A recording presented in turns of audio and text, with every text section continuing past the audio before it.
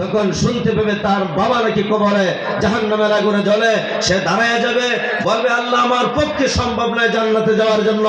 যে বাবার সারা জীবনের মাথা জোড়া ঘাম, সারা জীবনে কাজ কর্ম করে আমাকে লেখাপড়ার খরচ দিয়েছিল, যে মা নাকি আমাকে 10 মাস পেটে রাখার পরে আবার 2 বছর পর্যন্ত বুকের দুধগুলি চুষে চুষে খাওয়ায় আমার মা হাড়ের বেমারি হয়েছিল, যে মা আমাকে 14 বছর পর্যন্ত ছায়ার নিচে রেখেছে, সেই মা নাকি আজকে জাহান্নামে যায়।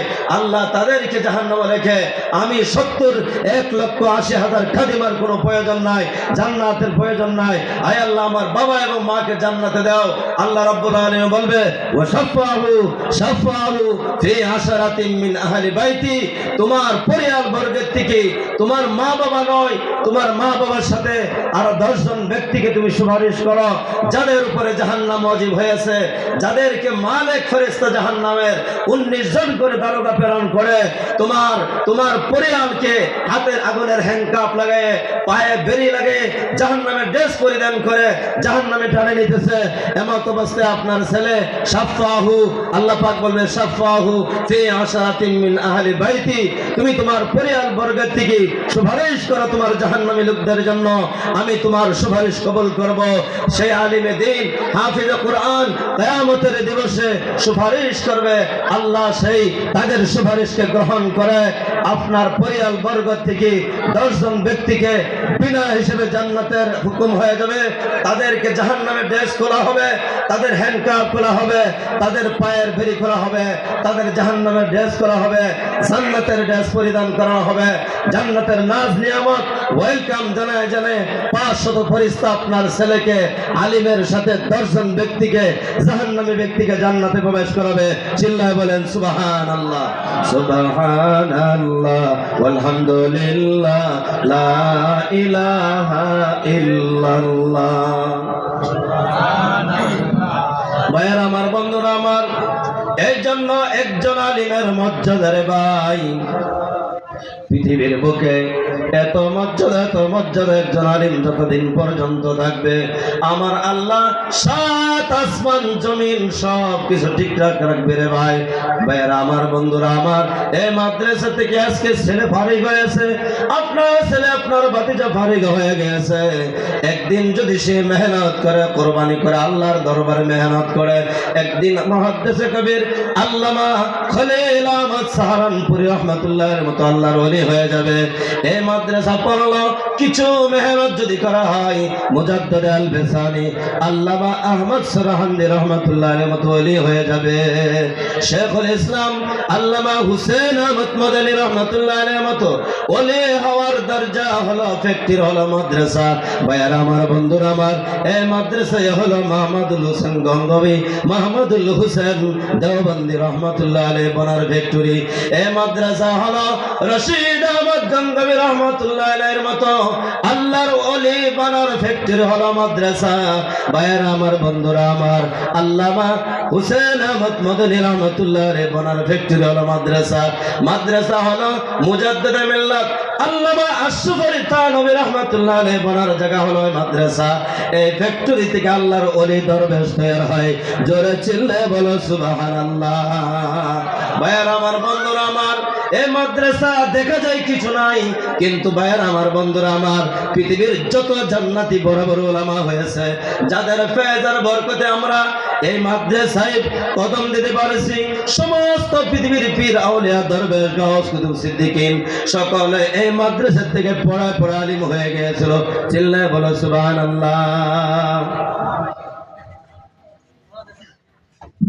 এই জন্য আমরা সকলে নিয়ত করে নেই আমাদের সন্তানদেরকে আলিম হাফিজ বানাবো।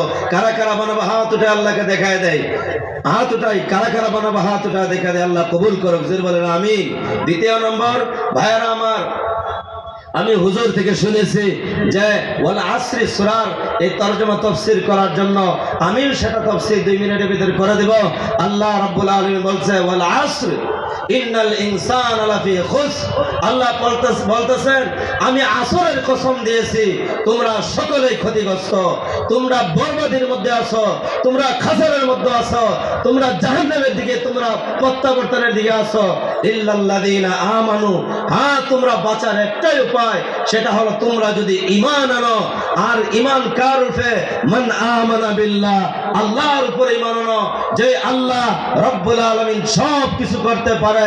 আমরা যা কিছু দেখি আর না দেখি সমস্ত করনে ধরনে ওয়ালা জাত আল্লাহ, সে আল্লাহর উপরে ঈমান আনো। ওয়াল ইয়াউমিল আখির, আল্লাহ পাক বলতেছেন, এবং দ্বিতীয় নম্বর আখিরাতের দিনের বিশ্বাস করো, যেই দিন নাকি তোমাদের থেকে ফামান ইয়ামাল মিসকাল যাররাতিন খায়রান ইয়ারা, তোমাদের জন্ম থেকে মৃত্যু পর্যন্ত যাররা থেকে যাররা ভালো কাজ করেছো তারা আমার কাঠ ধরার দাঁড় করায় তোমাদেরকে জিজ্ঞাসা করব। আর যাররা থেকে যাররা ভালো কাম করেছো সেটাও তোমাদের থেকে হিসাব নিব। আল্লাহ বলতেছে, আল ইয়াউমা তুজজা কুল্লু নাফসিন বিমা কাসাবাত লা যুলমাল ইয়াউম ইন্নাল্লাহা সারিউল হিসাব। এই জিবরাইল, এদের কাছ থেকে আজকে হিসাব নেওয়া হবে। আজকে চূড়ান্ত ফয়সালা করা হবে, কারো উপর জুলুম আর অত্যাচার করা হবে না। দুনিয়াতে নবী দিয়েছিলাম, কিতাব দিয়েছিলাম, পয়গম্বর দিয়েছিলাম, সাহাবায়ে কেরাম দিয়েছিলাম, তাবিঈন দিয়েছিলাম, তাবিঈন দিয়েছিলাম, সালফুস সালিহিন দিয়েছিলাম, আইমায়ে মুজতাহিদিন দিয়েছিলাম, উলামায়ে কেরাম দিয়েছিলাম, মাকাতিব ও মাদারিস দিয়েছিলাম, তাবলীগ দিয়েছিলাম। এরপরে এরা জাহান্নামী কেন হলো? এরা জাহান্নামের পথের প্রতীক কেন হলো? এদেরকে যাররা থেকে যাররা যদি খারাপ কাজ করেছে সেটার হিসাব নাও, আর যদি যাররা থেকে যাররা ভালো কাম করেছে সেটার হিসাব দাও। ইন্নাল্লাহা সারিউল হিসাব। আজকে জলদি তাদের থেকে হিসাব নাও। ভালোর জায়গা ভালো দেওয়া হবে, খারাপের জায়গা খারাপ দেওয়া হবে। তো দুই নম্বরে হলো ওয়াল ইয়াউমিল আখির, আখিরাতের দিনের উপর বিশ্বাস করা। আমাকে আল্লাহ ছাড়বে না, যাররা থেকে যাররা হিসাব নিবে। রাত্রের অন্তরালে তুমি কি করেছো, কোথায় কি করেছো সেটাও জানে।